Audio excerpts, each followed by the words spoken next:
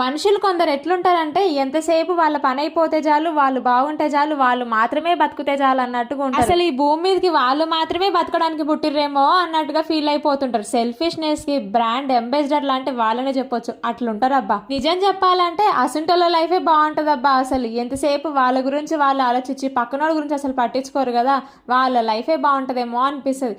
ఎవరైతే మనతో పాటు నలుగురు బాగుండాలి, మన చుట్టుపక్కల ఉన్న వాళ్ళు కూడా బాగుండాలని ఆలోచిస్తామో వాళ్ళు మాత్రం లైఫ్ లో వెనుకబడిపోయే ఉంటారు. చాలా సార్లు అనిపిస్తుంది, అరే మనమే ఎందుకు ఇట్లా అందరి గురించి ఆలోచించి బాధపడతాం, వదిలేయాలి కదా అని. కానీ మనసు మాత్రం ఒప్పుకోదు కదా.